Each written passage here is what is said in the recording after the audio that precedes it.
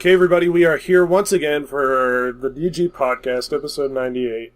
Screwing around, talking on the internet, hanging out with Jason. Yep. What are we up to? Well, I finished the Daredevil show. Okay, well, let's save that to talk about it, but besides that... Let's see, besides that, played a little bit of Battleblock Theater. Good game. Yeah, good game. Not much, really. I've been working and doing some other stuff and trying to do all this stuff for karate that's happening tomorrow, so... Yeah, I did a bunch of report work. Yeah, I still have one more thing to finish. The thing is that, I texted you earlier today because right. I cannot find my report anywhere. I can send you a copy of mine if you need to look at it. But, well, I do need one thing from you, but I'll let you know when we're done, so. Sweet. I've been playing Bloodborne, slowly getting through the chalice dungeons. I haven't had a lot of time to play. Besides that, I watched... this weird... What's that redheaded dude from Hot Fuzz? Oh, redheaded dude. You're Simon Pegg? Simon Pegg. I watched this movie that Simon Pegg had done. Uh-huh. Oddest, just weird movie. I don't know how to describe it. I'm trying to find the name of it because it was so stupid and weird. Now that you mention that, I did watch the live-action version of Fist of the North Star. Uh-huh. And another movie called Dragon Blade. The Fist of the North Star was so dumb. I mean, Fist of the North Star, the anime, I haven't seen a lot of it. I've seen, episode here or there, some clips on the internet and things. It's pretty cool. The live-action version had Malcolm McDowell in it and some other no-name actors. Completely ridiculous. I made it through, but it was, by the skin of my teeth. And then this one, Dragon Blade, it's a Jackie Chan film. It's kind of funny. I mean, he went from doing like these outrageous comedy kung fu shows to doing more serious ones. And this is one of the more serious ones. Evidently, he was this official on the Silk Road, and they were building this little town. And the Romans came across the Silk Road, and he befriended the general who happened to be played by a guy in High Fidelity and right. John Cusack. And this Roman emperor gets involved because he killed his father and was trying to kill his younger brother. And like I said, it's interesting that he's gone from making these almost comedy action films to making these serious action films. He made this really serious gangster movie a while back. Yeah. It was almost like the Asian version of Scarface. Oh, yeah? And he almost did no martial arts in it whatsoever. Huh. And it was pretty darn good. They also did this movie about the Communist Revolution in China, which is more of a propaganda piece, but he was in that. Huh. Interesting. I saw A Fantastic Fear of Everything, and that was an odd movie. A Fantastic Fear of Everything? Yeah, it's got Simon Pegg. It's supposed to be a comedy, but it didn't make you laugh? Well, it's one of those psycho, slightly horror movies where it's almost like you watch a guy go crazy and it's this weird study on the guy's psyche and how he's doing things, and you're like, oh, this is interesting and weird. Almost like an art house film. Uh-huh. How is that supposed to be a comedy? Well, you realize at some point that some of the stuff they're doing is meant to be ridiculous, but it's just not. It doesn't come across as funny. Think of like this weird, dark art house movie that when they execute jokes, they completely pass over your head. Because you're like, was it a joke or was he serious? You know what I mean? You just can't quite tell? Yeah. Well, it's not even that you can't quite tell. It's you know it's a joke, but it's like, was that really funny? Because he's been like panicking and staying up at night holding this knife and trying to freak out because he thinks somebody's going to murder him. And when jokes do get inserted, you're like, I don't... Alright? Like, it just falls on dead ears, so to speak. Have you seen the Hudsucker Proxy? No. It's supposed to be a dark comedy. I really didn't find it funny, even in a dark way. Yeah. I've seen some dark comedies that were pretty good, but, well, yeah, what this was one that? wasn't. Brazil? Right. That one was pretty good. I still haven't seen it. I keep thinking it's going to be about Brazil, but it's not. It's not. Who knows? It's, what was it? Terry Gilliam from Monty Python put that one together. That's his film. And so it's got some funny moments in it and stuff, but if you're expecting Monty Python or a movie about Brazil, that's not what it is. Robert De Niro's in it, actually. Is he? Yeah, he is. Odd. Yeah. It is a weird one. Well, anyway, we should probably roll into the intro and then talk about some other junk, but yep. We'll throw that in here real quick. Hey, you guys!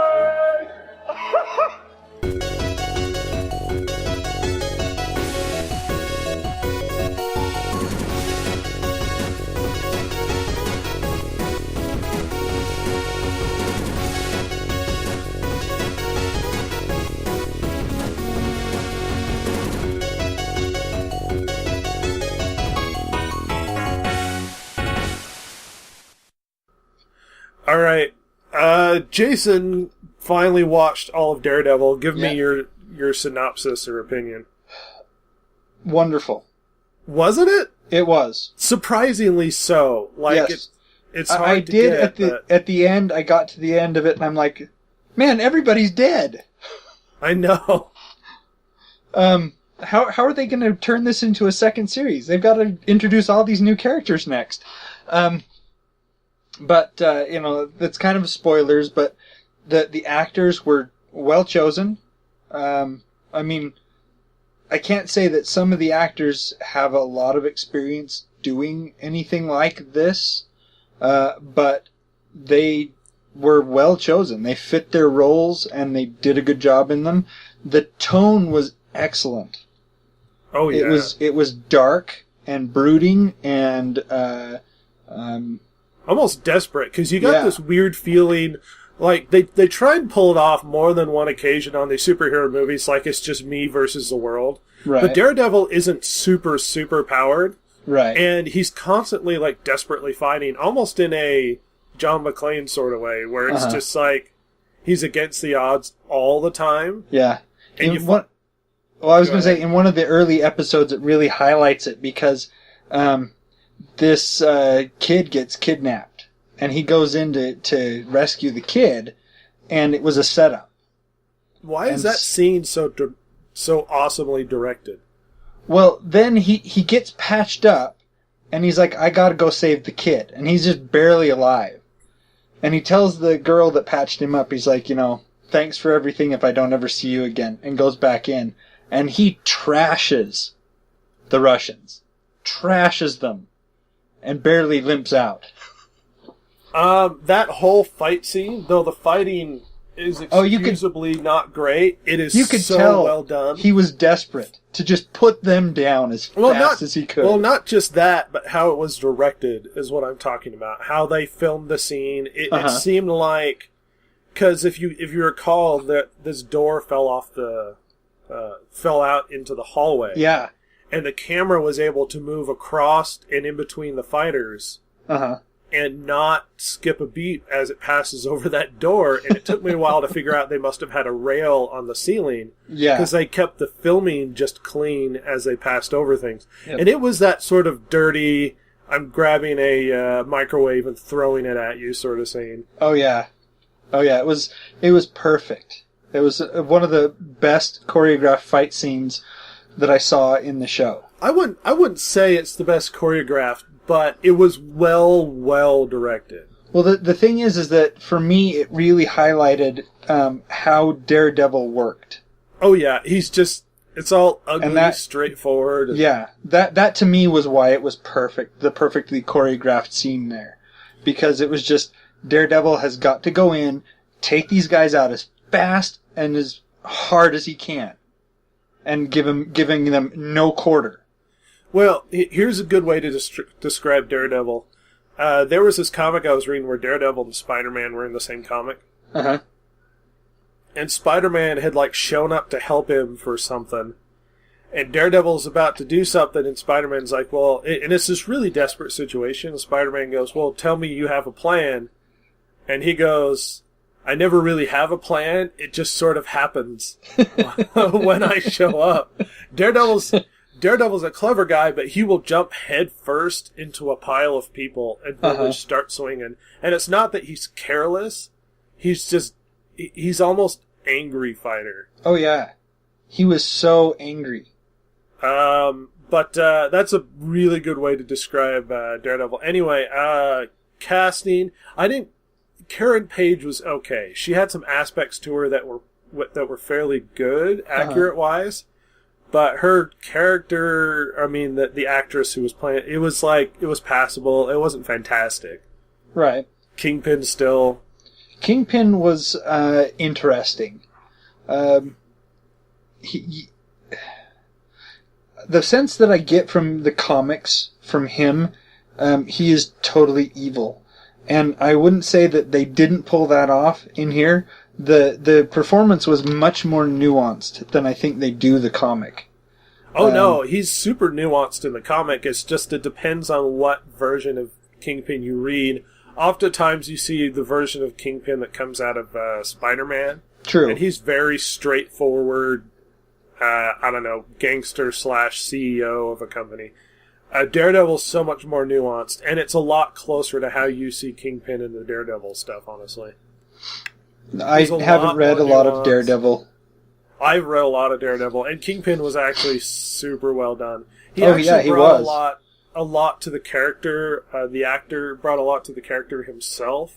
You know, there were times when I knew Kingpin was a total scumbag, but I was kind of rooting for him because he was awkward and emotional at times, and it wasn't like him in a blind rage, but it was him in a, this woman is very pretty, I'm interested in her, and I'm trying to get to know her better, and it's just like, you know, at that point it was like a connection was made between him and a normal person, which I don't see a lot in the comics, because in the comics, the times that I've read Kingpin, he's been, you know, like you said, he's this crime boss, a CEO kind of thing, and he's almost like arrogantly untouchable. Yeah. They did a good job on humanizing him. Mm-hmm. His origin story is exactly the origin story they gave in the Daredevil comics. As I recall. I don't recall necessarily the wall thing so much, but it's fairly close to how it was. Cool. Acting, directing. I thought the directing was far better than the show probably deserves. Now, here's something that should concern us all. Okay. The 3 top writers, including the one top guy who was in development of the show and stuff, all 3 of them left. Oh, that's not good. After the first season. Which I'm not excited about. And they did such a good job, you want them to stick around and do the second season. You know what I mean? Yeah, well, it's not just that. It's just that they left after that first series run, and I'm all bummed out about it, because you want to... When you have a good team together that's doing a good job, you want them to stay together. Right. And I guarantee you the people who are still around are going to be excited. It's like, well, we'll be able to bring new views on this. But you've already set a tone, and now it's going to shift. And that's not encouraging. Well, you hope that the new guys that they hire on will, instead of completely ignoring what's gone before, will actually pay attention to what happened before and continue with the continuity. But the thing is that directors and writers and stuff in Hollywood, it almost seems to me that they feel this overwhelming need to put their stamp on whatever they touch. And the stamp can't be just a little tiny stamp. It has to be huge so that no one can miss it. And when they do that, they ruin whatever they touch. You know what I mean? Yeah. I just, Peter Jackson, I'm talking to you. It worries me that these guys walked away, but we'll see where it goes. We don't have an email from Chance tonight. He asked me if we were doing it, so despite that, I can check again. One thing I was going to say, the best part about Daredevil, my favorite part, is about 5 or 6, episode 5 or 6, when stuff just goes nuts, and like the city just starts exploding, and without spoilers or anything, it gets really big as opposed to really close and intimate on the street. It gets really big, and you start to go, man, they're really going places with this Daredevil show. Very true. Great show. We could, if we don't have any Chance email, we can move into the news dump, and I'm sure we can just stretch out conversations on that for far too long. Well, the thing is, because there's a lot of stuff we can. There is a lot of stuff we can do. I did find a list, and actually Chance sent a link to me. Oh yeah, I saw that we could go through. Or I did find a list of, according to this one guy, the 15 geekiest Easter eggs in Daredevil. Or we could do Chance's suggestion, which was... I'm sure we'll be fine, Jason. All right. That being said, let's roll into the news dump and... Sounds good. Put our little jingle there. The Distracted Gamer Podcast's big steaming pile of news dump. All right, we have the news dump. We're going to go through as many stories as we can that have hit us throughout the week. I usually leave stuff out. What's up? I found this website called It's Sugar. Uh-huh.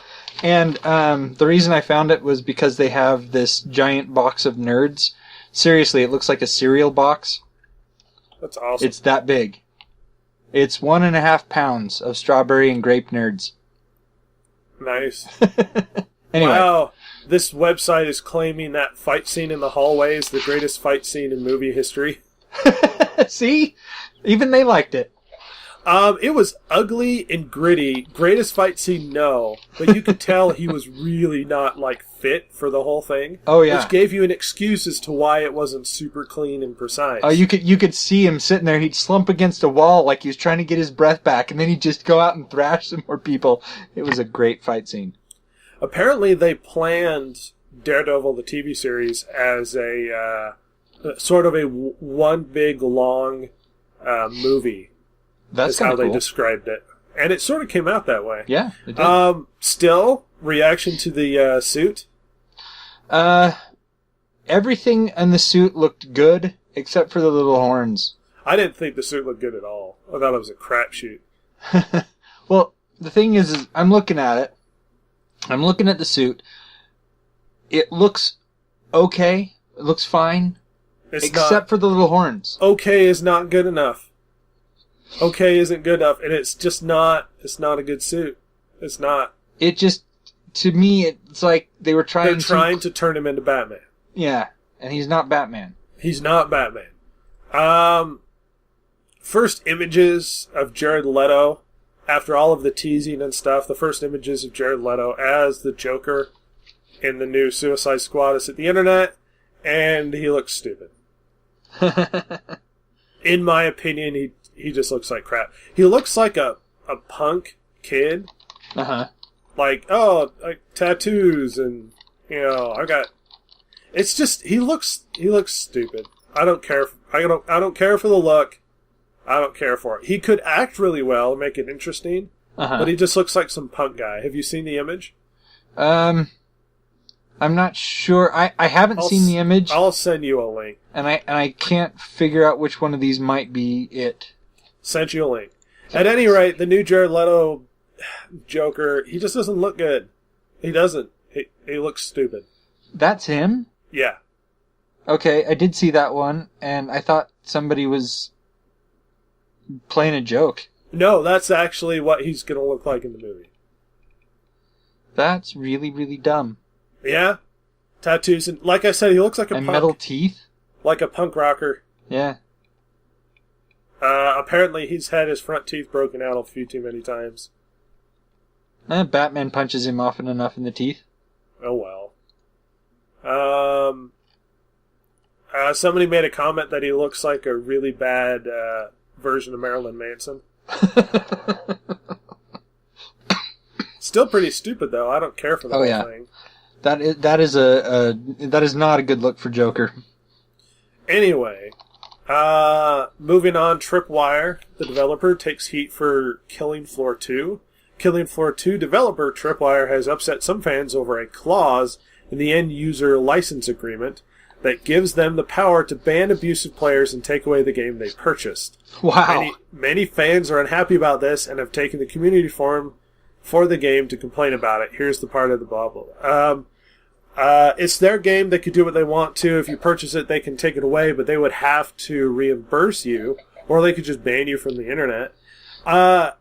It's a game called Tripwire, or Killing Floor. They should probably just let people be stupid. Yeah. But if this is if they want to heavy hand the sort of trolls and stuff, I don't care. It's their game. Well, see, the thing is that what a lot of people don't realize when they're purchasing software, they're not actually buying a copy of the software. They're buying the right to use it, which the publisher can remove anytime they want to. Yep. So the Steam Marketplace has introduced the ability for people to have paid mods on the marketplace, which I don't think is actually a good idea, and I think it will cause a lot of mess. However, with the introduction of the paid community DLC and mods on the Elder Scrolls Online, the Elder Scrolls Skyrim, this week it was only a matter of time before some modder ran afoul of the rules and had his or her mod yanked from the marketplace. The first mod to secure this dubious distinction is the fishing mod, according to Destructoid Report. Seems the author of the mod used something from another mod without permission, ultimately drawing the ire of that mod creator in the process, thereby bringing... mod users borrow codes, share information on a constant basis. It's unsurprising that this happened. The fact that people are trying to earn money off of their mods, I don't care if this is part of the community. People who are passionate about their games and want to share content that they create has always been great in the modding community. Getting paid for it has become stupid. And there have been people that have been trying to charge exorbitant amounts for really stupid mods. Like, you can look up some of the crap that they're putting on there. But I don't care for this whole concept, which just means I'm probably not going to download any mods. Right. But I guarantee you some guys will look at some skin packs or something and be like, oh, those skin packs are cool. I'll pay $1 because $1's not enough. Thousands of people pay $1, that guy gets, loads of money for it. But, whatever. Right. A recent national survey by Hasbro resulted in children choosing a whole new set of career paths for the company's popular family-friendly board game, the Game of Life. But the most interesting thing to come out of the survey, the most popular profession choice was video game developer. Of course, you ask kids what they want to do. Yeah, work 60-hour weeks with almost no sleep, stink constantly, push out a game, and then get half the staff laid off after the game has been produced. Yep. And you hope that you've been doing it enough in the business that you could stick around in the company. And you hope that the game that you put so much time and effort into becomes successful and they don't lay off the entire team. Yeah. Despite the fact that Borderlands, the pre-sequel, was successful, the entire team that made the game went away. Yep. So, yeah, let's just flood the market with a bunch of kids that really want to be game developers. Not all of you can be game developers, kids. I'm sorry. Yeah. Elder Scrolls Online, Elder Scrolls 5 Skyrim is free to play this weekend. Comcast official. Here's the big news. The big, super huge news. Comcast officially has abandoned the Time Warner cable merger. Wow. The $45 billion merger between Comcast and Time Warner is officially dead. Comcast announced this morning that it would abandon the deal in the face of growing opposition from the Justice Department and the Federal Communications Commission because Comcast didn't have a separation agreement. It does not have to pay Time Warner Cable any sort of separation fee. Today we move on to Comcast chairman. Of course, we would have liked to bring our great products to new cities, but we structured this deal so that if the government didn't agree, we could walk away. Comcast NBC Universal is a unique company with strong momentum. Throughout this entire process, our employees have kept their eyes on the ball, and we have had a fantastic operating results. I want to thank them and blah, blah, blah, blah, blah. I couldn't be more proud of this company and blah, blah, blah. Anyway, they're trying to save face in this whole thing because this would have been a huge amount of money.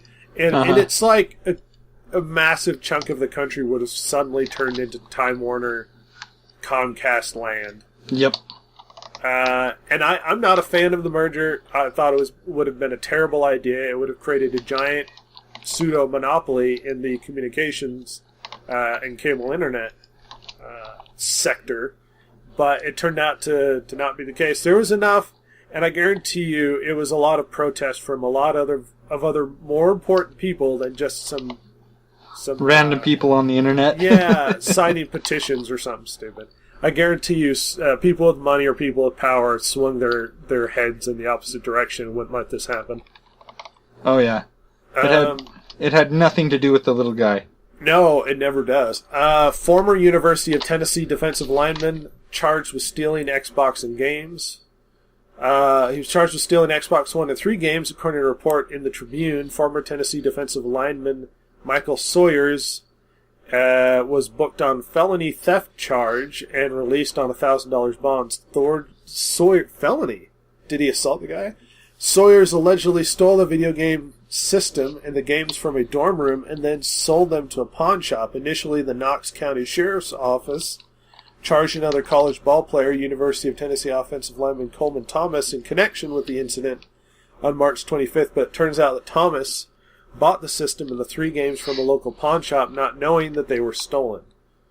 Police later dropped the charges against Thomas, who was suspended from team activities. After the charges were dropped, he was reinstated, according to the report. Yeah. Man, sucks to be him. Yeah, well, at least he got his stuff back together. Yeah. It's like that whole Duke Lacrosse thing. As soon as you say something, it's hard to unsay it. Even after all of the drama and everybody demeaning them and then, terrible rapists and stuff. Right. They down the road found out that all of the accusations of this lady being raped never happened. And they were all made up. But you can't unring that bell. And by the time all that truth came out, it was years later, and a lot of these kids were forced to go to other universities and leave school because of it. Right. It's hard to get in trouble for something if you don't go into places that put you in trouble. Right. So try not to go to giant parties with drinking alcohol, well, redundant, drinking and drugs, and prostitutes and strippers, because it might come back to bite you, especially if you have a future that you want to hold on to. 2 new games have launched featuring Shaquille O'Neal. I don't know why this is a big deal, but Shaq has attached his name apparently to a golfing game and something else. Oh, they're Android iOS games. They're mobile games. It's stupid.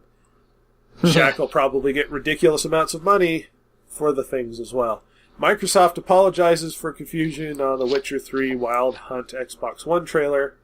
Earlier this week, Microsoft released a trailer showing off some game footage of CD Projekt Red's upcoming RPG, The Witcher 3, running at 60 frames per second and in 1080p. and either accidentally or on purpose presented it as footage from the Xbox One version of the game. Later it was revealed that the footage was actually from the PC version of Witcher 3. I don't see why this is a big deal, but everybody's so butthurt about the stupid Xbox One not having 1080p. And whenever they see, it's like you see something in a trailer, and people have been burned before. They see something in a trailer and think it's actual footage. And then they actually get to play the game, and it doesn't look that good. And I'm like, this has been going on for years. Which is why you're not excited about the Star Wars Battlefront game yet. Well, that's because it's just a CGI trailer. Exactly. And I'm not... No real gameplay. Yeah, well, I'm not super butthurt about the fact that, they showed a trailer, and... people thought they might have suggested maybe, or people thought it was coming out, it was an Xbox One video or whatever, and it was PC. It's like, if you watch it and it's at 1080p and 60 frames per second, probably not Xbox One, seeing as how the Xbox One doesn't run at 1080p. So, don't get so butthurt. All of the apologizing is completely unnecessary. No, they need to apologize more just for existing. Yeah. This is so stupid. Massachusetts swatting bill gets attention after uptick in incidents this week.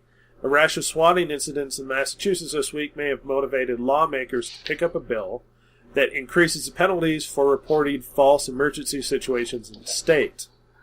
Generally, that would increase the penalties for anyone convicted of acts relating to swatting.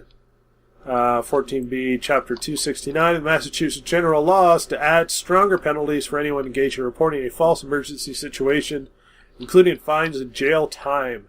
The amendment is 3 paragraphs long and addresses 3 levels of punishment, depending on what happens when police respond to fake emergencies. Especially if the police respond when somebody gets hurt. That's almost an attempted murder. But, Well, actually, you could frame it as that. Attempted murder with the weapon being the police. You're trying to get this person, in a situation where there might be guns involved, and should that happen... No, literally, somebody was actually shot as a result of a swatting incident because it was some guy's father or something. Because how are you supposed to react when people start bursting into your house? You go for your gun. Yeah, well, not even that. I don't think he had a gun. It's just one of those, you react poorly when people burst into your house. Right. Especially when it's not called for, because, private property is kind of a big deal to Americans. Yeah. That being said, they throw the book at every single person that swats. Moving on, Games for Change Awards winners announced. I don't really care so much about this stupid award ceremony, but apparently it's a big deal to them. Game of the Year awards. I don't see anything I recognized. Well, it sounds like these are, just by the title, Games for Change Awards, this sounds like Depression Quest kind of crap. Yeah. So we're giving these to indie gamers who... It's the artsy games. Yeah. Who are trying to change the world with their video games. Most Innovative Award was given to This War of Mine. Best Gameplay, This War of Mine. Tracy Fullerton won the Game Changer Award. The winner of this year's pitch event was Tina Gong for her game Happy Playtime, a sex education game. See? Which aims to promote female sexual empowerment. Yeah, this is stupid.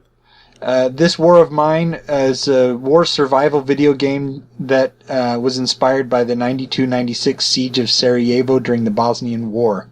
Yeah, I've seen the game. It actually looks really good. Whether or not it deserves best gameplay is another matter. Yeah. It's an indie game, and it's sort of like a little bit of an RTS. Well, judging by the caliber of games that they might be getting in this Games for Change category... it just might be that this War of Mine got best gameplay because all the rest of them sucked by comparison. And if you were to, say, put this against a AAA title, it would suck by comparison. Yeah, probably. New Zoo predicts global revenue from gaming will hit $91.5 billion in 2015. Well, What was that? 95 billion? 91.5 billion. See what happens? Jason doesn't actually listen to the podcast. No, I'm trying to write it down so that I can... I'm keeping notes as we're going on. PCs, let's see, they break it down to tablet revenue will grow 27% year over year to 9.4 billion this year. Smartphone and watch revenues will be 21% increase to 20.6 billion. PCs will bring in roughly 27.1 billion, up 8%. From MMOs, while casual games will draw in an additional 6.6 billion, up 2%. TV, consoles, and VR devices will bring in 25.1 billion. Dedicated handhelds will bring in 2.7 billion in revenue this year. Wow. Sore loser swats Long Island home after losing a round of Call of Duty. An emergency call sent 60 police officers and emergency personnel to a home in Laurelton Boulevard in Long Beach, New York on Tuesday, but the whole thing turned out to be a swatting attempt. According to reports from CBS New York, the Associated Press, an ambulance and police officers from Nassau County, Long Beach, and MTA converged on the scene after receiving an emergency call about a possible hostage situation. Ultimately, police concluded that the call was a hoax and attributed it to the family being targeted after a 17-year-old who resides at the home beat another player in multiplayer game of Call of Duty. You know, I'm gonna guess, despite the fact that swatters are basically just douchebag, just terrible people, just pieces of crap, despite that, I'm gonna assume that a lot of people that get swatted are probably pretty douchey at the same time. It probably doesn't come out of nowhere. If you're haranguing and harassing and like just dumping on the other guy and saying racial crap and stuff over Call of Duty, which I know you people are doing anyway, you're probably a higher, chance of being swatted, higher risk of being swatted than some guy that just sort of plays and says, hey, good game or whatever, and then it's it. Like, if you're freaking polite or just a good sport about stuff, you probably have a lot lower risk of being swatted. That being said, swatters are just freaking cowards and pieces of crap. But what can you do? I think, put them in prison forever. Like you said, if you're rubbing the person's face in it that you just trashed them, yeah, they're gonna be pissed and you're more likely to be swatted. But that would be my guess. If these people are already swatting people, I don't think that it matters much how much of a nice guy you are. They might swat you anyway. I don't know. Because they're just pieces of douche. Yeah. Yeah. Well, even if you don't say anything, you don't even use a mic on the internet, and you just get on there and play a game, I'm pretty sure you're going to have a smaller chance of being swatted. Very true. It's all these stupid guys who get really competitive over what amounts to just a stupid game. Mm-hmm. There was this big hullabaloo about...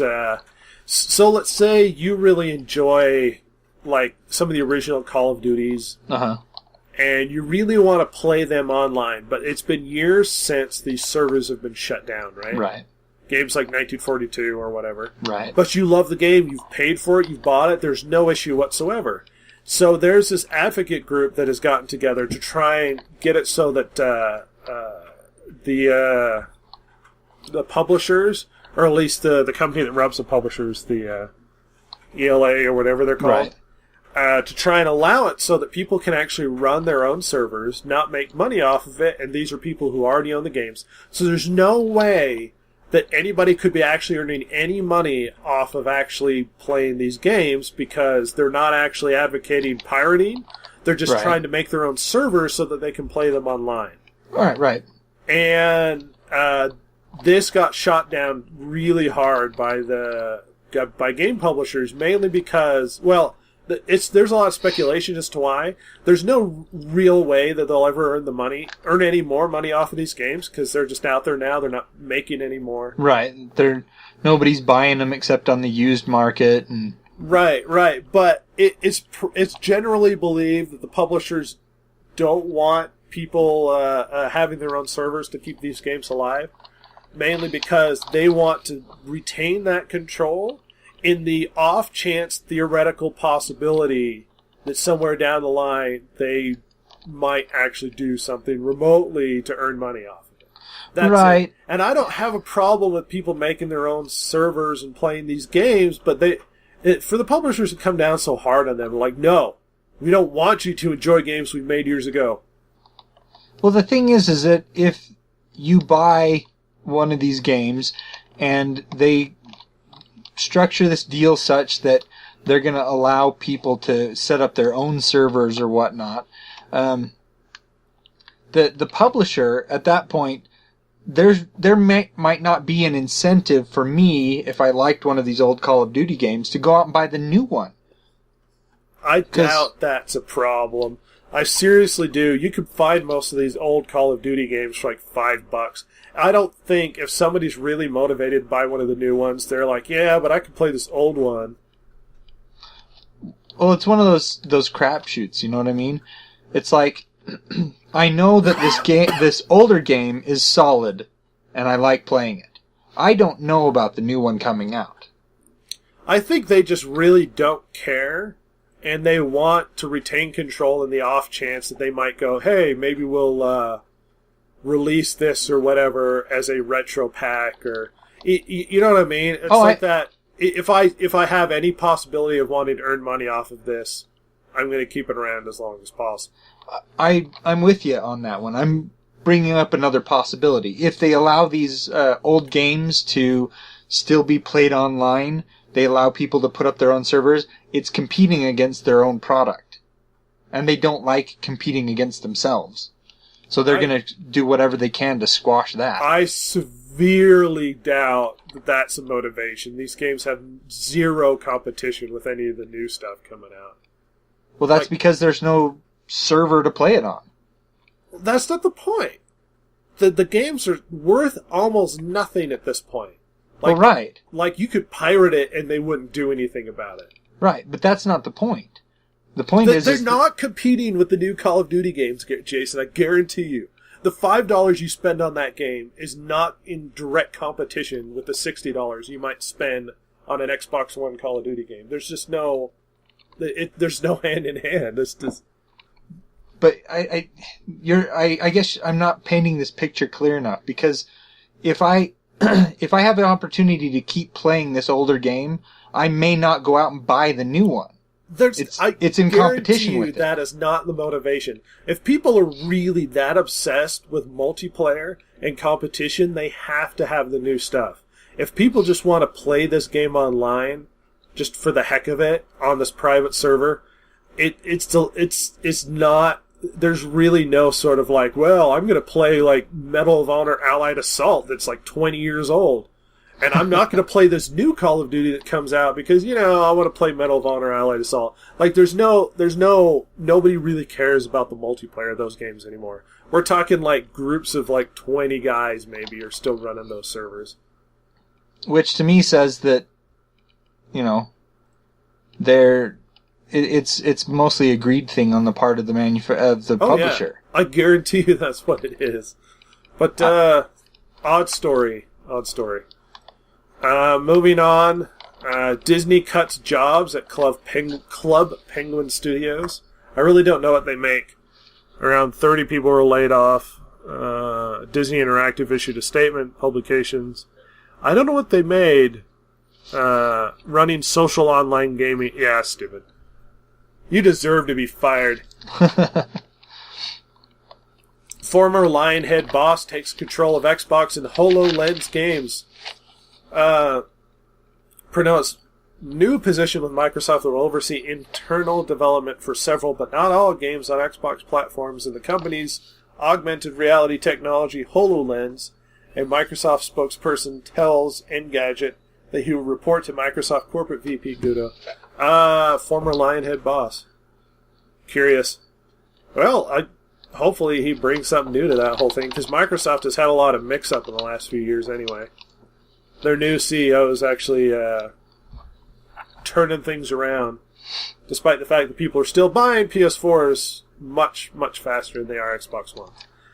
Twitter outlines a new measure to deal with harassment and threats. A new blog post from Shreyas Doshi, Twitter's Director of Product Management, reveals that the company is working on some new features that it hopes will help it deal with the serious problem of online threats and harassment on social media platform. I'm gonna give a prediction here and now. They're gonna implement stuff, and one of two things is gonna happen. It's not gonna work, or it's gonna work so effectively that Twitter will stop being the main mode for where all new information in chat goes through, and some other thing will be the new thing. And they're always looking for a new thing. Well, that's not the point. Twitter is sort of like the Wild West right now. Right. People could say whatever they want to, whatever crap they want to. You could communicate directly with a actor that you like for no apparent reason. I sent a tweet a while back, I think I mentioned on the podcast, where I tweeted one of the writers of the Ultimates comics, and he sent me a tweet back. He's like, "Oh yeah, we really enjoyed working on it." You can literally say directly to the face of like Jennifer Aniston that she's a terrible actress, and she is going to see it on her thing. She might not actually see it because she gets thousands of tweets a day, right? But there's a good chance she will. There's a story that came out this last week where Robert Downey Jr. got a tweet from some kid saying that he had a really bad day, and Robert Downey Jr. sent him a tweet back saying, "Well, that's too bad. Tell me about it." And then he asked him about biffing it on his bicycle, and he told him that, you know, put some ice in it and stuff. And it was sort of that nice, encouraging moment of sharing a moment with a kid and being encouraging and that sort of thing. Twitter is still sort of the Wild West. And when you start to put restrictions on things, see, Twitter doesn't have any sort of free speech rules. And when you start to put restrictions and start to pull things back, a lot of stuff will start to go away, especially people's willingness to speak their mind. It's like with the Gamergate thing. Despite the fact there was a lot of ugliness that came out of it on both sides, really. The fact that people were able to openly criticize the gaming media without being censored, despite all of the criticism, even when they were saying misogynistic BS stuff, they were able to say it without censorship, and people were aware of what was going on because of all the crap that was going around. Twitter starts to regulate this crap, and all of that's going to go away. Even if you're not saying stuff that's really any bad, somebody might judge it as racist or misogynistic or whatever, and immediately you could get banned, or you could have citations or that sort of thing. I guarantee you when this stuff starts happening, Twitter will start to quiet down big time. Yeah. See, my comment wasn't based in the fact that that it's necessarily a good or bad move for Twitter. It's up to them. Whatever they want to do, it's theirs. But the fact that this is kind of the trend, people were on MySpace for a long time. They got off MySpace. They jumped on Facebook. They're on Facebook. Now people are abandoning Facebook for Twitter. It's just kind of an inevitable shift. Yeah. And the terrible people, the horrible, terrible people move to Pinterest. Yeah.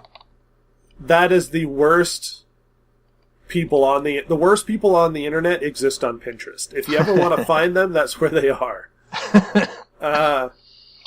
All those homemakers sharing crafting recipes and ideas. They're not the problem. It's all the other crappy people. The 20-year-old whore that's taking pictures of herself, getting drunk and passing out at a bar. Right. Apparently, Pokemon can make you gay. That's the conclusion of a study, quote unquote, by Pastor Creflo Dollar.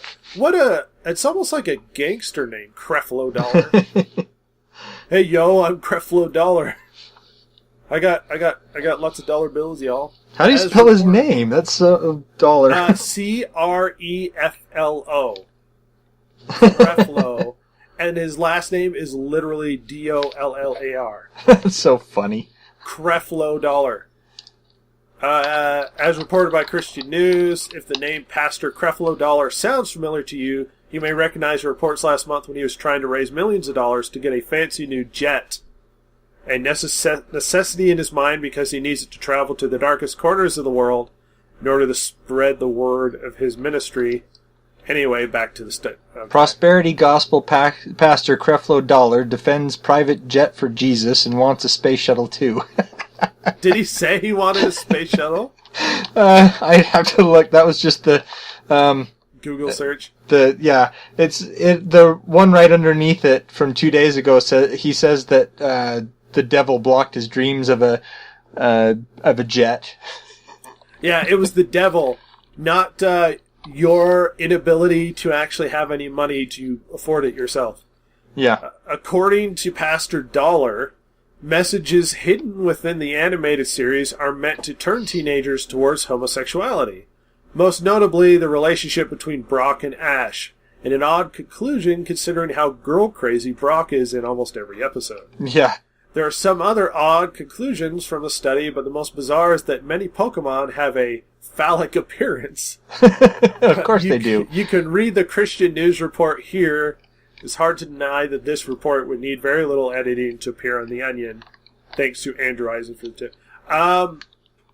Christian news report. See, it's stupid stuff like this, which is why Christianity will get a lot of criticism.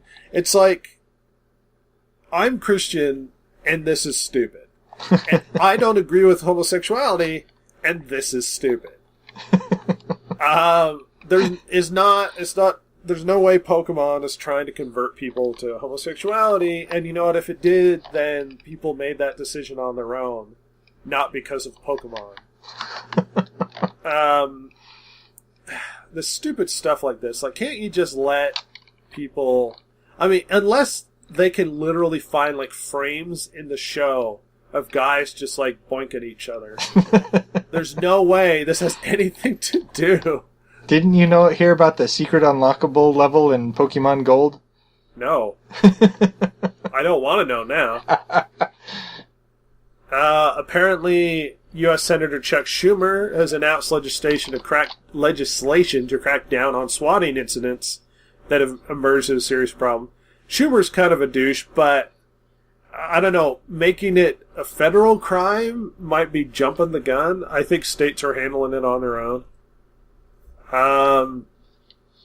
Another ISP sues the FCC over net neutrality rules. I guarantee you this is going to keep going. The ISP is the seventh litigant taking aim at the FCC in court. It joins service providers AT&T, Alamo Broadband, trade groups including CTIA and the United States Telecom Association, National Cable and Telecommunications Commission Association, and the American Cable Association. We knew that litigation was going to be the big place where a lot of this played out. It always is. Borderlands creator leaves Gearbox. Borderlands series creator and the longtime director Matthew Armstrong has left Gearbox Software. No longer working at Gearbox Software, adding that he will always love Gearbox, but it's adventure time. So, good luck to him. Usually the creator of a series leaving when the series is still running is usually not a good thing. Yeah. But we'll see where it goes. It's like when the series creator of Assassin's Creed left, and then he spent a lot of time criticizing where they took the Assassin's Creed games after that. Because he was like, they really wrote these games into just horrible, horrible games. But yeah, at that point, it's like, can you really, criticize at that point? He left. Yeah, I don't recall what happened to the Assassin's Creed creator, but I know he is not happy with what they wrote into the story. Yeah. Valve, I don't think a lot of people are. Yeah, well, it's really stupid. If we're all being fair, nobody ever cared about what was happening outside of the Animus. The only thing you wanted to do was be a pirate or be an assassin and stab people. You never ever cared what was happening outside of it because the story was terrible. Yeah. It was the worst. The best way I could describe it, and I've said this before, is it felt like when you left the Animus from doing really cool pirate stuff, it felt like you were working at Google. Like it was like this first person walking around checking out cubicles and junk. Like none of that story meant anything. Anyway. Yeah. It would have been cool if you'd been given your assassin abilities and then had to run around in the real world and assassinate people.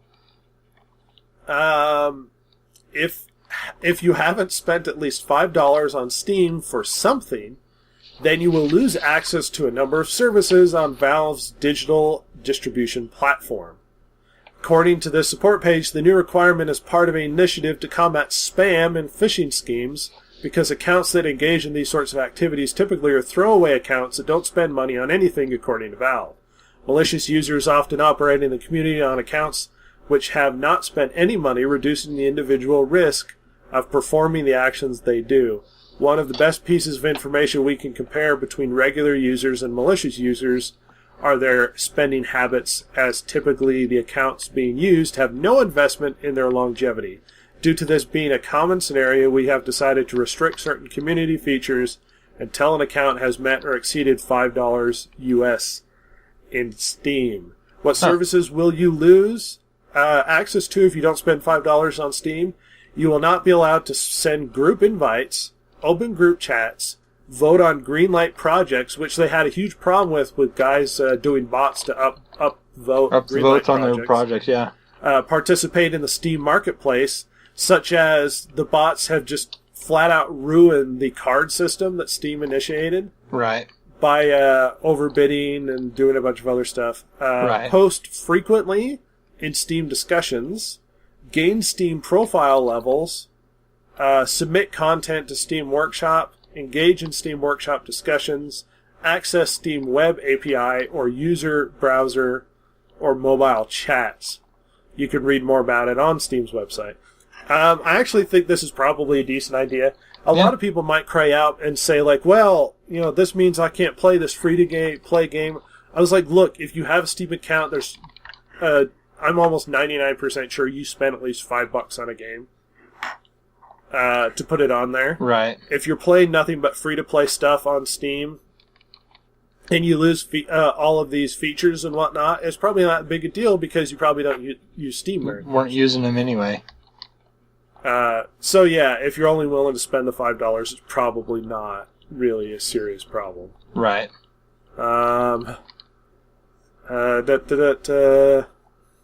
Let's see. Here's a really stupid bit of information.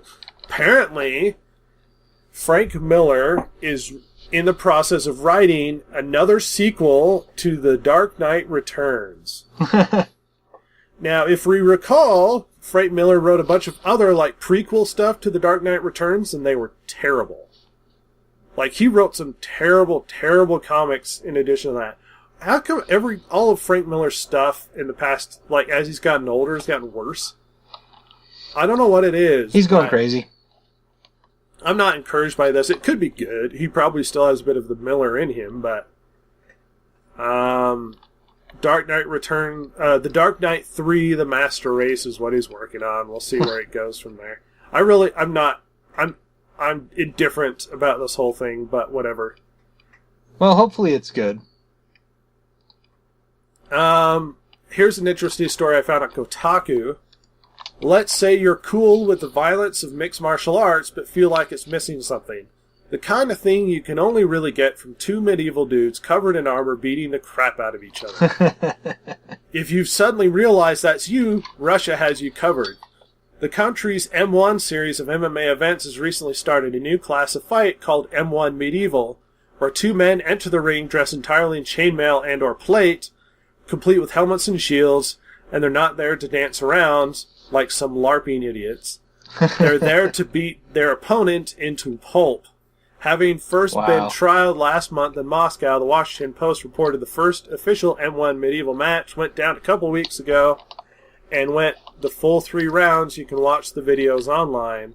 I'm currently letting it play there while I look at stuff. It looks vicious. Like, unlike other stuff that you'll actually see, they are wailing on each other. And when I mean wailing on each other, it's like two guys in armor just beating the crap out of each other. I think one guy gets knocked out. I can't tell. Oh yeah, they're swinging for the fences. Only in Russia. Yeah. Only in Russia. Well, if it does well enough in Russia, they might bring it here. Yeah, right. Russia gets our leavings, not we get theirs. To leave you off, we have a final story for all you people who are really super obsessed with Diet Pepsi. PepsiCo said it's changing its recipe to stop aspartame from Diet Pepsi, to drop aspartame from Diet Pepsi in response to customer feedback. It's swapping one artificial sweetener with another, sucralose, which is commonly known as Splenda. The decision to change sweeteners comes as Americans keep turning away from popular diet sodas. Coca-Cola said this week that sales volume for Diet Coke fell 5% in North America in the first 3 months of the year. Executives at Coke and Pepsi blame the declines on perception that aspartame, first sold under the brand name NutraSweet, isn't safe. That's even though the Food and Drug Administration says more than 100 studies support aspartame's safety. Diet Pepsi is apparently slightly changing. It might actually be slightly different in flavor, too. Well, every time they meddle with it, somebody's not happy. Yeah.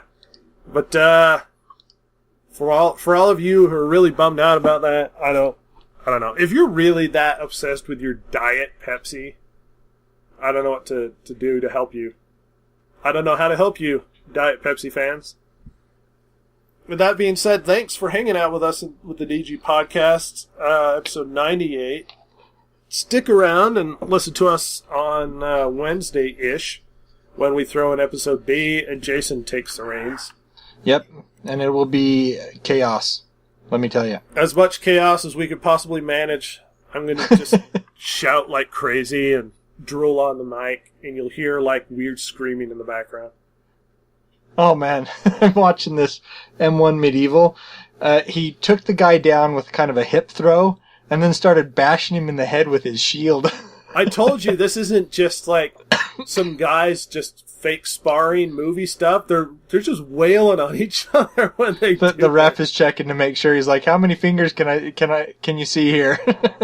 Like getting dents in the helmet. Like this, I guarantee you, has a higher possibility of serious injury than any of the MMA stuff, because as much as that armor is great, you get a kink, something doesn't work right, and it gets through, you're in serious trouble. It looks like they're not doing a lot of jabs. It's mostly slashes. Mostly slashing and if they were going for piercing, like just straight into like joints and stuff, this would be a whole nother matter. Yeah. Actually, back in medieval times, they used to win armies with dead people. And by that I mean what would happen is they'd beat on each other and they'd get internal injuries, but they'd go on and they'd die later. Yeah. And so the soldiers were still on their feet bleeding internally or whatever, and they were able to, win the battle or whatever with basically dead men. Well, and die later. Yeah. They had, on more than one occasion, it's a common event where a knight will get taken down by a bunch of just like scrappy peasant dudes, mainly because they'll get knocked down and then they'll start slipping in like knives in between cracks and stuff. Yep. And that's frequently how a lot of knights actually got, whoa, he just kicked that dude really hard. He was swinging and then just drilled him in the chest. But we need to get rid of this podcast and get on going because me and Jason have a bunch of stuff to do tomorrow. But we will see you guys later. Anything to leave them with, Jason? Well, go ahead and check out this M1 Medieval. It looks pretty cool. But always remember, don't do anything lethally stupid. So watch these guys, don't emulate them. Yeah, don't actually participate. Yeah. Do not do things that Russia says is a good idea. We'll see you later. Later.